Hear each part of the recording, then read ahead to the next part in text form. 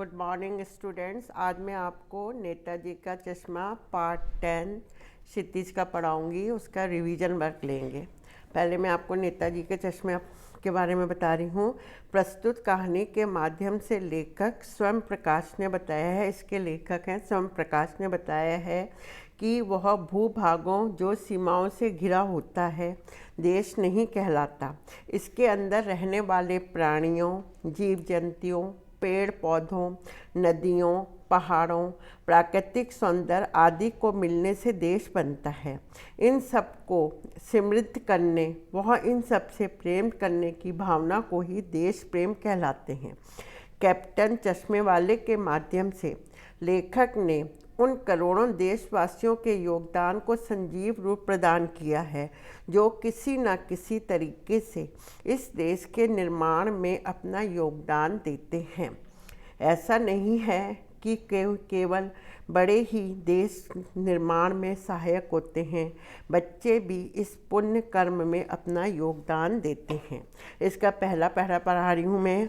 हलदार साहब को हर 15 दिन कंपनी के काम के सिलसिले में उस कस्बे से गुजरना पड़ना था। कस्बा कहते हैं एक छोटा सा गांव टाइप का होता है। कस्बा बहुत बड़ा नहीं था जिसे पक्के मकान कहे जा सके। वैसे भी कुछ मकान और जिन्हें बाज़ार कहा जा सकता है, वैसा ही एक बाज़ार था। कस्बा बहुत बड़ा नहीं था, लेकिन कहते हैं वहाँ कुछ पक्के मकान थे और बाज़ार था। थोड़ी सी दुकानें थी जिसे हम बाज़ार कह सकते हैं। कस्बे में एक लड़कों का स्कूल, एक लड़कियों का स्कूल, एक सीमेंट का छोटा सा कारखाना, 2 ओपन एयर सिनेमा घर। ओपन मतलब बिल्कुल खुले में क्या बनाए थे, पिक्चर के हॉल बने हुए थे। और एक नगर पालिका भी थी। नगर पालिका थी तो कुछ ना कुछ करती भी रहती थी। नगर पालिका थी तो वो वहाँ पे कुछ ना कुछ काम करती ही रहती थी। कभी कोई सड़क पक्की करवा देती थी, कभी कोई पेशाब घर बनवा दिया करते थे, कभी कबूतरों की छतरी बना दी जाती थी और कभी कभी सम्मेलन करवा दिया करती थी। इसी नगर पालिका के किसी उत्साहित बोर्ड या प्रशासनिक अधिकारी ने, कह रहे जो ये नगर पालिका थे, इसी के एक अधिकारी ने एक बार शहर के मुख्य बाजार में, जो ये कस्बा था, इसके मुख्य बाजार के मुख्य चौराहे पर नेताजी सुभाष चंद्र बोस की एक संगमरमर की प्रतिमा लगवानी, प्रतिभा कहते हैं मूर्ति को लगवा दिया गया था। ये कहानी उसी प्रतिमा के बारे में है। ये कहानी जो है उसी मूर्ति के बारे में है, बल्कि उसके भी एक छोटे से हिस्से के बारे में है।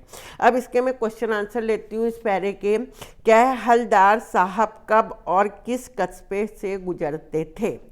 पहला प्रश्न है, हलदार साहब अपनी कंपनी के काम के संबंध में हर 15 दिन उस कस्बे से होके आते जाते थे जो आकार में बड़ा ना था। उस कस्बे में कुछ पक्के मकान और छोटा सा बाजार था।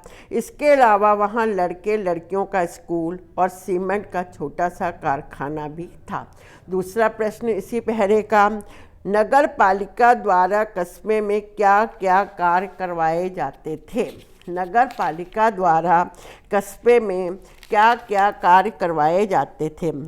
कस्बे की नगर पालिका अपने जिम्मेदारी का निर्वाह करने के लिए समय समय पर कुछ ना कुछ कार्य किया करती थी। जैसे पहला है सड़कें पक्की करवाना, दूसरा है कबूतरों की छतरी भी बनवा देना, कुछ पेशाब घर बनवा देना, चौथा है कवि सम्मेलन करवा देना। नगर पालिका ने नेताजी के प्रति अपनी कृतज्ञता को किस प्रकार प्रकट किया? नगर पालिका ने शहर के मुख्य बाजार के मुख्य चौराहे पर, नगर पालिका ने क्या किया था, शहर के मुख्य बाजार के मुख्य चौराहे पर नेताजी सुभाष चंद्र की एक संगमरमर की मूर्ति लगवा दी। इस प्रकार उसने नेताजी के प्रति अपनी कृतज्ञता प्रकट की थी। ये पहला पैरा पढ़ाया है। इसके क्वेश्चन आंसर कल इसका दूसरा पैरा पढ़ेंगे।